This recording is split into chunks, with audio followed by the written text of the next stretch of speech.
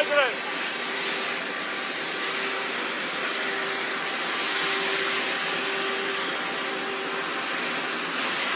Hello, everybody. Hello, Doug. Hello, everybody. President? How are you? We had a big day in Pittsburgh. $92 billion, but it's going to be closer to $100 billion that's going to be invested by the biggest financial people in the world. We had everybody there from Larry Fink to everybody else you can imagine. And it was a really great day and a very productive day. I think we're over now as a country, we're over $15 trillion of investment, and there's never been anything like that. In the history of our country, there has not been anything like it or even close. So, okay, do you have any questions? Mr. President, you announced the Indonesia deal today. You announced the Indonesia trade deal today. How many more trade deals beyond the letters will you announce before August 1st? We're working on probably 5 or 6. Of the 5 or 6, I'm not sure I really want to do them. You know, you want somebody that knows how to negotiate. But we'll probably have 2 or 3. You know, we insist on opening up the country, which is a big deal. Indonesia was great. He's a great president. And we made a terrific deal where they opened up the entire country to trade with the United States. We weren't allowed to go in and trade. I think something similar will happen with I would say, India. And we have a couple of others. But I have to tell you, for the most part, I'm very happy with the letters. You know, the letters are a deal. You know, I can't explain it any better. The letters are a deal. The press doesn't want to pick that up. But I will veer from those deals on occasion when somebody is willing. Like if Japan would open up their country. They don't do that. They just don't do that. And I don't either. I don't subscribe to it one way or the other. But they won't do that. So we might just stick with the letter. South Korea is inclined to maybe do that. So we'll let you know. But we have letters out. Every time I send out a letter, essentially that's a deal. Mr. President, on The date you gave of August 1st, but the date that you gave of August 1st, Right. Why stick with the date if you're saying that you know, might... payments start on August 1st. The only thing that's really sacred about August 1st is that's when payments start. So they have to start paying billions of dollars to you and people. Are you a citizen of the country? Yes, all right, good. You'll be very happy because you're going to be getting a lot of money. Just like they found a budget surplus. We have a budget surplus of $25 billion. Everyone said, how did that happen? It hasn't happened in many years. It happened because of good management and tariffs. Do you plan to release more details of the Vietnam, China deals? Is there going to be a paperwork released to the public? Well, I might. I don't think it matters how much you release of the deal. We have a Vietnam deal, and I would say that deal is being pretty well set. It's pretty well set. Again, that's an opening of their country. They've opened it up. Just so you know, these were closed countries. They were wonderful people, wonderful leaders, very strong, smart leaders. But their countries were closed to us, but our country wasn't closed to them. And so I said, you got to open up your country. So we're going to see. But the Vietnam deal, we may open it. I mean, I don't know. I can't tell you. Is it necessary? No. Yeah, I don't think so. Mr. President, on Ukraine, why did you settle on giving Putin another 50 days? It seems like he's had a lot of time to show he wants peace. I don't think it's a long time. I think really the question should be asked, why did Biden get us into that ridiculous war? Why did Biden bring us there? That should never, ever have happened, that war.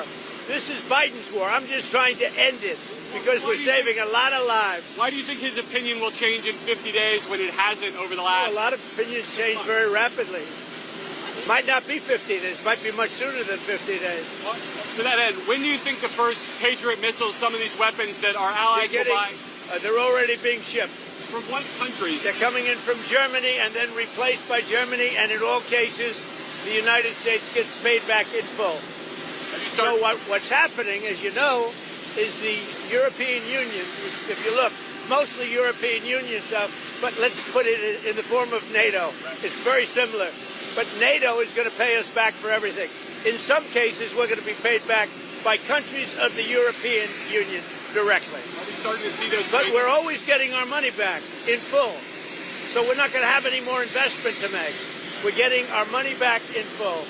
And if we can make a deal, that'd be great. We're saving 5,000 or 6,000 soldiers a week.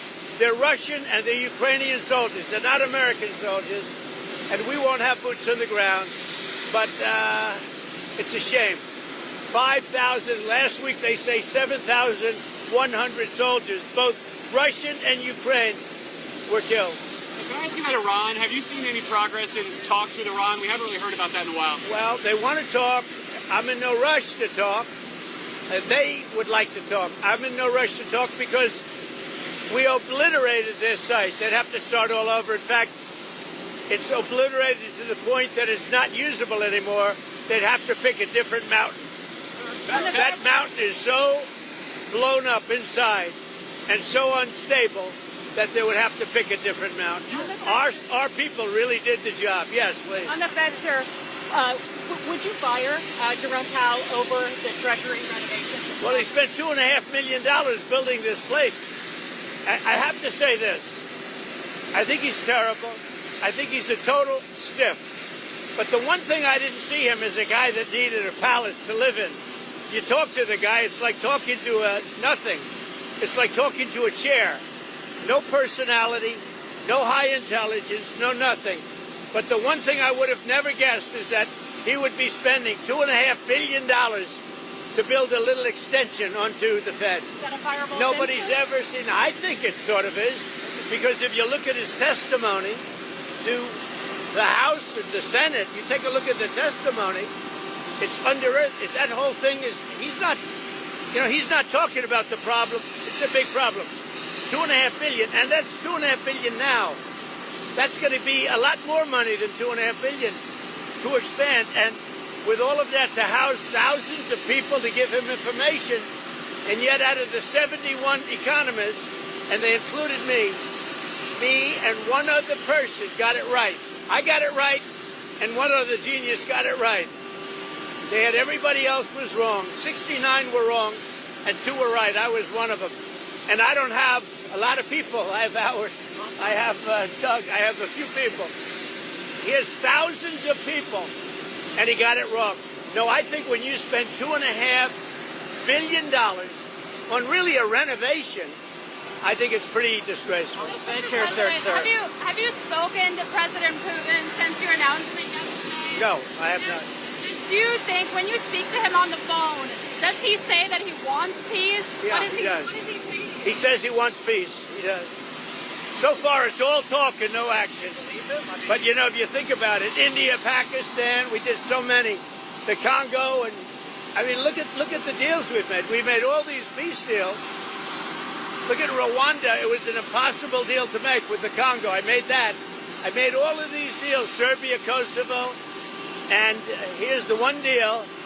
And actually, Vladimir called me up. He said, I'd love to help you with respect to making a deal with a couple of them, like Iran.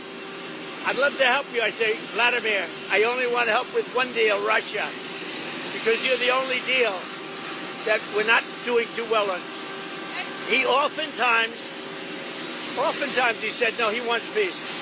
And I think he does. I hope he does. We're going to find out soon. And it could be before the 50 days. President, twice yesterday, when you were talking about this, you mentioned conversations you had with the First Lady after talking with President Putin. Has she influenced your thinking on this at all? She's very smart. She's very neutral. She's very neutral in a sense. She's sort of like me. She'd like to see people stop dying. You know, people said, are you for one side or another? I'm for the side of people stopping dying. We have 5,000, 6,000, and 7,000 people a week, at least.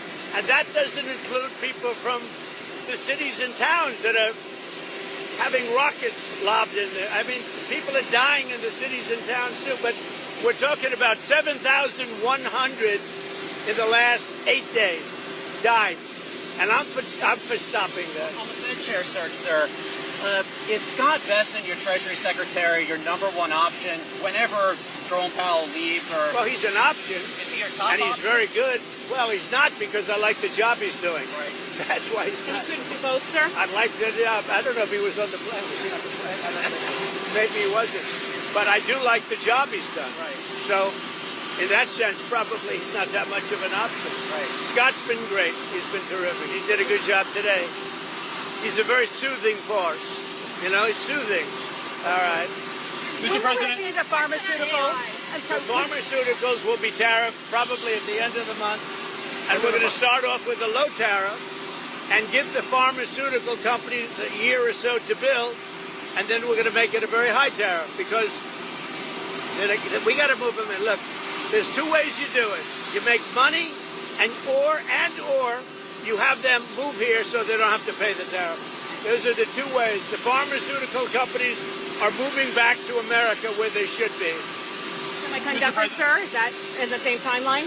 The semiconductor tariff? Similar, actually less complicated, but similar. Semiconductors and chips. Mr. President, I know you've urged people to move on, but I'm curious, why do you think your supporters in particular have been so interested in the Epstein story and so upset about how it's been handled? I don't understand it. Why they would be so interested. He's dead for a long time. He was never a big factor in terms of life. I don't understand what the interest or what the fascination is. I really don't. And the credible information's been given. Don't forget, we went through years of the Mueller witch hunt and all of the different things, the Steele dossier, which was all fake. All that information was fake. But I don't understand why the Jeffrey Epstein case would be of interest to anybody. It's pretty boring stuff. It's sordid, but it's boring. And I don't understand why it keeps going. I think really only pretty bad people, including fake news, want to keep something like that going. But credible information, let them give it. Anything that's credible, I would say let them have it. Mr. President, a question on AI. How do you want Americans to think about it? Are you concerned about job loss or privacy, or do you think this is the new technology? Well, it's interesting because we need jobs. We need a lot of people to work. You know, we're going to be building very shortly hundreds of factories, including AI. We're building a lot of car factories. They're all coming in from other countries now in order to avoid paying the tariffs. And we need people working. So if AI can help us with that, that's a positive. Because we're not going to have enough workers to take care of it if we don't create something. So whether it's robots or whether it's AI, we need somebody to take care of. Do you agree with that? I agree. So many jobs to build. I mean, think about it. $15 trillion. That's 5 million people working in these factories, building them great high-paying jobs in America that President Trump has brought back. So those jobs, of course, are in the wings. So let's go, let's train America, and let's get it going. What do you think about that? What would you say about the job? Well, I think with AI, as Howard and the President said, we're going to need more workers in this country because President Trump, as the greatest economic developer that this country's ever had, has brought back this record amount of foreign direct investment and a record amount of U.S. investment going back into job creation. But the mix is going to change. AI will take jobs away like software development because AI can write code, but AI can't wire a building, do plumbing. I mean, if kids go into the trades today, they're all going to be making $150 grand and they'll have amazing lives, build companies, start businesses. I mean, this is part of the boom of America because middle class, working Americans will never have had it as good. They have lower taxes, lower regulation, and more opportunities to go to work to build things. We need people. We really need, because we're building so many factories in the country, and so AI can help with that. But what also is going to help are going to be robots. You know, the robots, I think, are going to be a big deal, and that's going to help also. On the Russian sanctions, sir, on the secondary tariffs, are you concerned that secondary tariffs on buyers of Russian oil will hurt American consumers, higher gas prices? I don't think so. I think that whole thing is going to go away eventually. It should have gone away. And Putin does say, oh, I want peace, I want peace. But so far, he hasn't lived up to that. So I think it's going to go away. But we're going to find out soon. We're going to find out soon. Can you give us more details on the sanctions? Is it 100% sanctions? No, I don't want to do that. But they're very biting. They're very significant. And they're going to be very bad for the countries involved. I mean, they'll be very, very powerful and very bad for the countries involved. And I hope we don't have to pull that string. And maybe we won't. We'll see. Got to end. Got to stop the killing. President, were you frustrated today that the House wasn't able to move on that crypto legislation? No, the interesting thing is the 12 votes were votes where they wanted it to be stronger in terms of crypto people. I figured, oh, wow, that's sort of interesting, because I was focused really on today's meeting, not that. But the interesting is the votes, those negative votes, were because they wanted it to be, and the safeguards, they wanted it to be stronger for people with Bitcoin or crypto. They wanted more strength, which is interesting. What do you want to refine in the UK trade deal? We have a little to discuss, but the deal is really very well done. But I'll meet with the Prime Minister. We have a good relationship, and I think it's going to be, and it'll be very shortly, and it'll be probably in Aberdeen, Scotland. Mr. President, at the event, which state besides Texas would you like Republicans to gerrymander? Say it again. Which state besides Texas would you like Republicans to redraw the congressional? Well, there's about 4 of them. I'll let you figure that one out, but we have about 4 of them. In 3 cases, it's 1, and in 1 case, it's 2 or 3. And Texas would be 5. Are you concerned California will turn around and do the same thing? Well, we'll fight them. Republicans? They're so corrupt in California, you never know what's going to happen. But we've done pretty well in the courts in California, as you see. We're batting about 1,000, ultimately. We start off a little slow, and then we get a lot of hits. Mr. President, you said today at the event in Pittsburgh that if it wasn't for Mr. Lutnick, Mr. Besson, who want to do more deals, that you would basically just go with the letters. You've said that a few different times. I just want to clarify. Do you just want to go with the tariffs and No, I think they would like to make deals more than me. I'm satisfied with, but they would like to make deals more than me. I'm not saying they're wrong. I'm just saying, in my opinion, he and Scott and maybe even Doug to a certain extent, you're more like me, I think. But they would like to make deals more than me. I'm very happy with the deals the way they are. Those are very, right? Those are very simple deals. It's whatever the percentage is. And we base that on a lot of things, including the deficit and, various things. And, I think it's a much faster way. Don't forget, we'll be releasing a letter soon talking about many countries that are much smaller, where you're not going to do letters per se. You might do an individual letter, but it's going to go very quickly. And the number will also be less. Which countries are those? These are countries that are, many of them, like 200 countries. You understand? Caribbean countries, African countries. You have a huge amount of countries that are small, and the president's just going to deal with them sort of the way he thinks is the right way to deal with them. We'll probably set 1 tariff for all of them. Over 10%? Over 10% tariff? Probably a little over 10%, yeah. 15, 20? We don't do a lot of business, but we do, it's still significant. What about Israel, Mr. President? Is that related to your other, like the Gaza negotiations? Is that tied up in other issues? No, I think Israel's going to be fine. We had a great victory with Israel. That was a great, great victory. What we did with the B-2 bombers and all of that. And I never thought of it, but so many people are thanking me. They say no president had the guts to do it because, this has been going on for 25 years. In fact, when the pilots came to the Oval Office, they said, "Sir, we and our predecessors have been working on this attack for 25 years.